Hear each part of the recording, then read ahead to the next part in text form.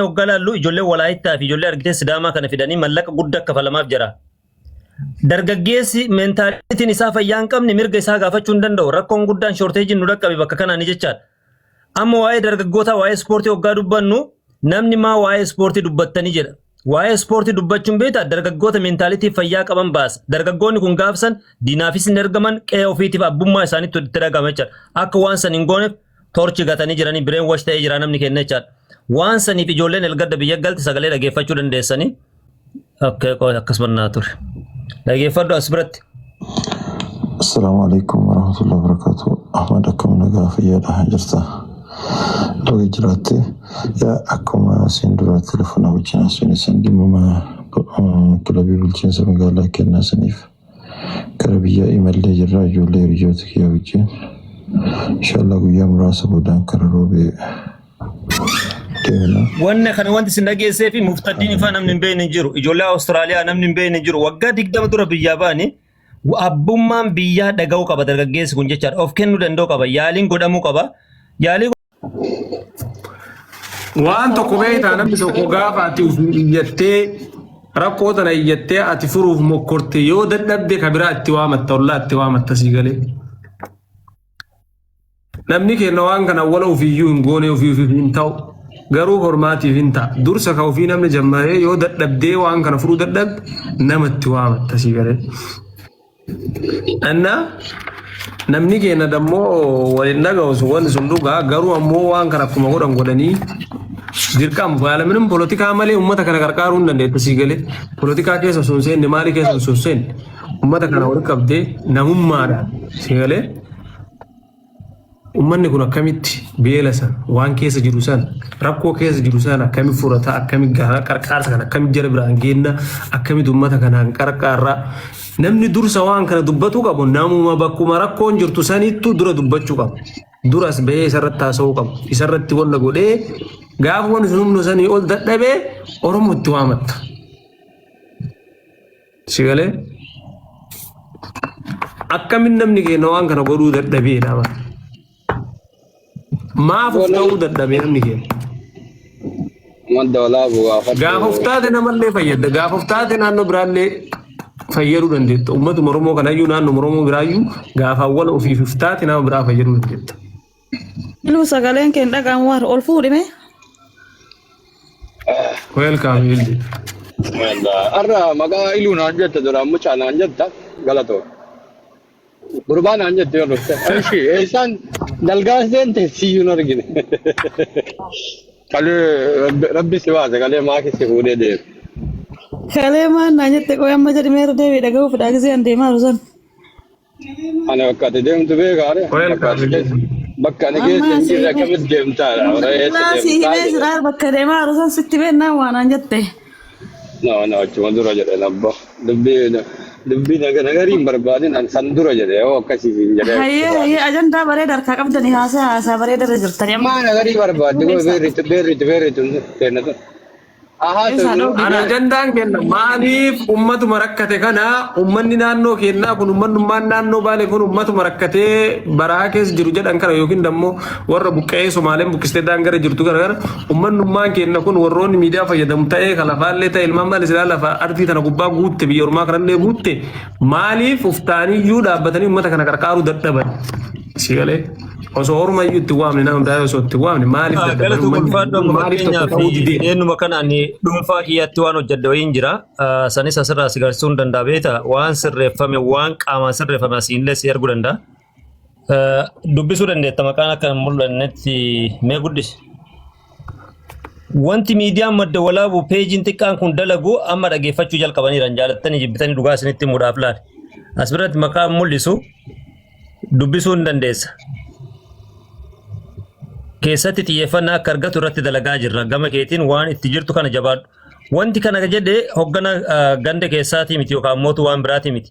Ijoollee teenya tabarnootaan bakka guddaa jiran sadarkaa guddaa jiran jechaadha. Keessaa dhufanii waan tokko yeroo hojjetamu deebii gahaa deebisan jechaadha. Akkasumas diiyaaspooraa ilgadda biyya gale san namni salphaatti gale itti fakkaata. Ijoollee waggaa 20 dura iluu fa'aa wajjin biyyaa ba'an hedduun isaanii.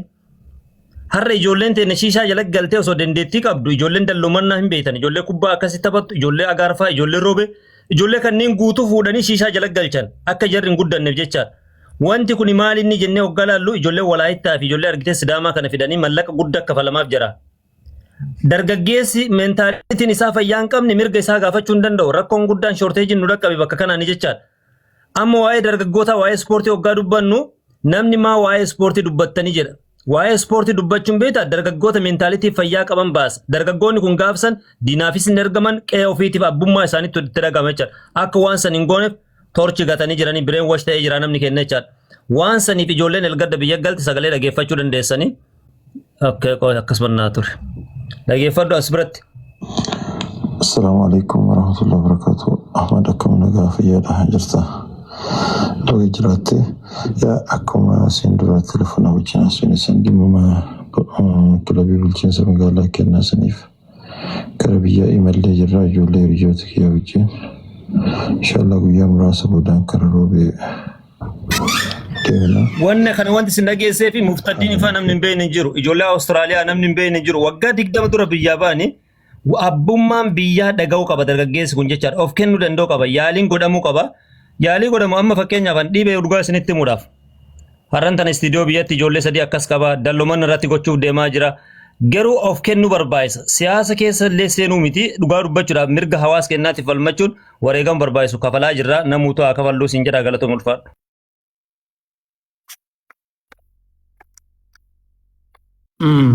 Ati fagumaan deemin namni miidiyaa kanarra jiru iyyuu jechuu ijoolleen baan miidiyaa kanarra jirtu wal quba qabdiidha baramma fagoon. Sanii miti. Maaf wal goga qabaachuu maaf waliin deemuu dadhabin manni kun. Rakkoon gaafa ganda keessan kanatti uumamtu gaafa manni kun gargaarsa barbaadu. Maaliif namni keenya tokko ta'ee wal bira dhaabatee waan kana furuu dadhabeedha.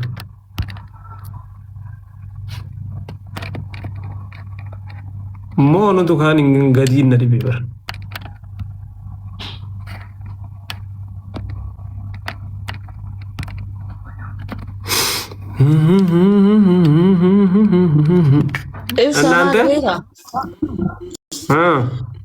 Namni keenya bakka jirutti achuu biyyaaf biyya alaatti illee waliif ta'uun beeku beektaa ambaaf ta'uu malee.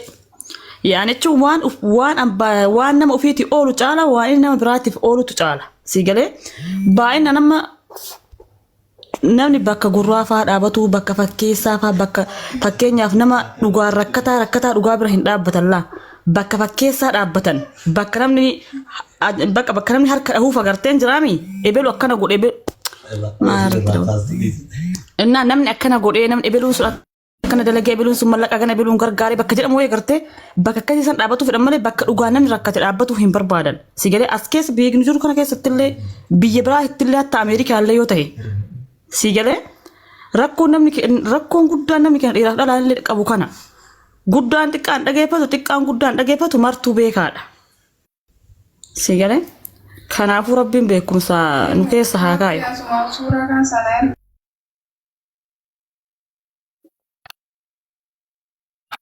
Dhugaa. Ana rakkoo qabna fakkaateemsa.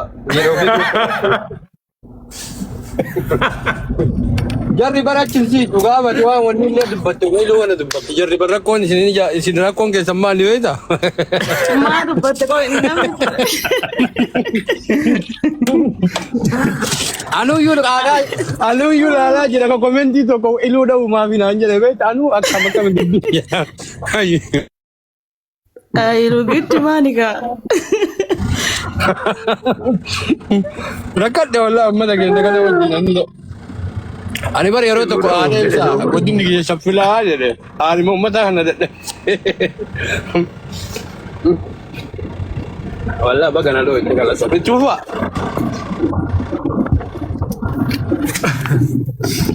Gandummaa waan dandeenyu nurraa gattaa yaansin xuubine maa maqaan balleessan wanni itti dhaaran akka dheengaddaatiin akka leetiin itti jirtu aslan beekumaa isaara malee. Ana afiina danda'u kanaaf har'a garuu waan qaba. Ofumaa dhuftee mucaa naan jette ofumaa dhuftee. Anaafata jira wal qabne. Anumaa taa'u dhuftee mucaa naan jette. Akkasii itti fufaa yaadni keessan bareeda. Maal haasoo hin aree.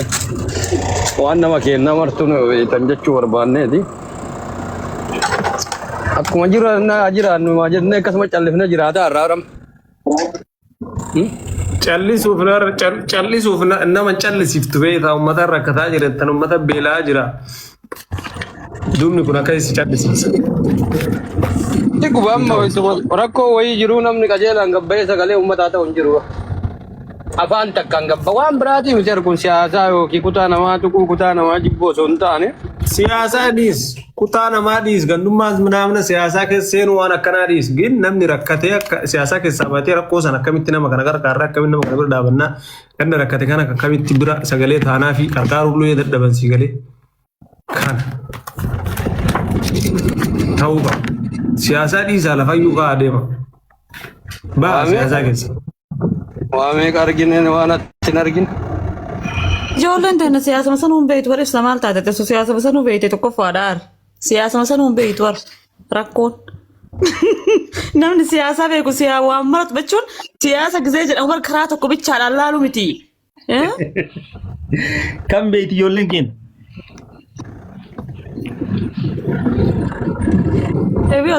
Deebii isaatuun beekta. Abbaa maddi walaabuu kana gaafadhaa baramee qasirraa iyyee jedhee iyyee kun ittuma jira gamma. Nuti amma dhiifneeyyu. Namni dubbate kun eenyu iluudha moo madda walaabuudha maalish? Sorry. Kamaal jiru. Qaama dubbate deebii deebisee kun eenyu niyyu madda walaabuudha? Mucayyoon tuni rakkoo narraa qabdi. Qooyaan waldaa kee ta'uu qaba. Suuraa keessan kan arge jedhi gammadee ibsa sagantaa wayirra ture beektan agarree feesbuuk irratti argee duraan waggaa darbe laayifii fa'aa dabarsaa turre. Abboo rabbi umrii isin haa dheeressu wallahi maqaan uggootan maashaallah. Yaa wanda dabarsa gamtaa. Biyya gabbu'ee kabajuu qaban sagantaa kana irratti hojjetuu qaban isaan. Gara biyyaa galuu qabu. Oromiyaa irratti illee kabajamuu qabu. Oromoof qabsaan Oromiyaaf qabsaan waan ta'eef. Oromiyaa maal jenna? Laalamma amma Alii Cirrii siidaan hojjetamee hin jira dhugaa dubbanne goota warra xayyaara buuseen nan jira amma namni keenya kanuma hin gaafatamu waanuma kanaa kanneen hin gaafatu.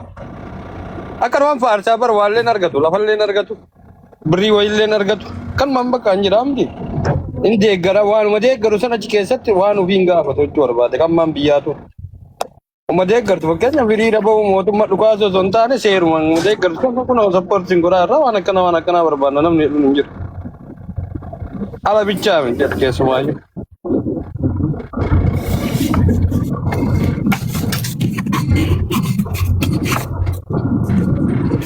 Rabbi isin ala fisu jenna amaraafuu waan kana irratti hojjetuu qabna hundumti kennayyuu haga dandeenyuuni wal ijaara wal quba qabaadha isiniin jedhu maal jettu. Osoo wal ijaarte iyyuu keessaa sibbanii warra koonam eenyu chiggiru wal ijaaruu miti. Ati ijaarame ilu ati ijaarame. Abboo gaafa tokko Alii Cirrii gargaara jedhee ijaaree gara fireendii ofii fidatee dhufe tokko. Namaan rakkoo qabaree haa fidatu. Gargaarsaaf deemi. Ijaarsi akkasii jiru. No.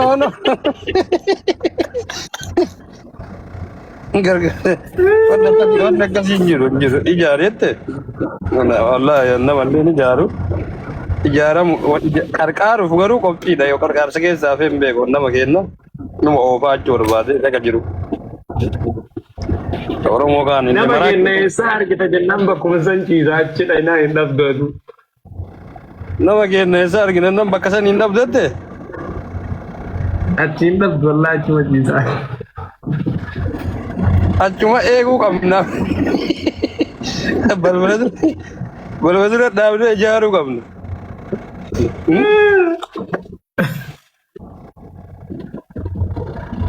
Fatima, ati maal argaa qabda mee? Haata na caffartaasa. Jettu naaf hin galle. Akkuma nama yuuneenii wayii dhaabee na caffarta ofii badii qabu aduun badii qabu wayiitti na haasoo ta'udha. Situ waa balleessi kanaaf nama waa balleessu malee itti dubbatanii. Ana eessan na dhabdan siyyuu amma dhiyootana si argaa jira takkaa si argee hin beeku bakkuma baaleetitti. Dhiyooma guyyama lameen agartana keessatti bakka. Kanallee si waamanii ibsama fa'aa waliin dhayitee galte. Itti himtu. Waamicha sii godhani. Kalee maannaan jedhe beektaa ibsaa. Ayyaanni warri baale qabu hin jiru. Maarree naan jedhe. Naa maaliif beekare ana ayyaana si qabdan kan nama dhagaara. Aanuun barbaadu jedhee biraa tare. Dhagaayigaa ana ayyaana qabdan maaliif beekare ayyaana qabnaa naan jette ayyaanummaan ani hin beekne kun kam inni jedhan hin dhageenye qaba. Barsi himiyaatiin hin dhageeffanne malee. Ani dhagaan jiru baale yookaan qonnaan bultoota baale waggaa 83 kabajaa jirraas hin jedhe sii galee gina ati hin dhageenye fakkaate. Anamma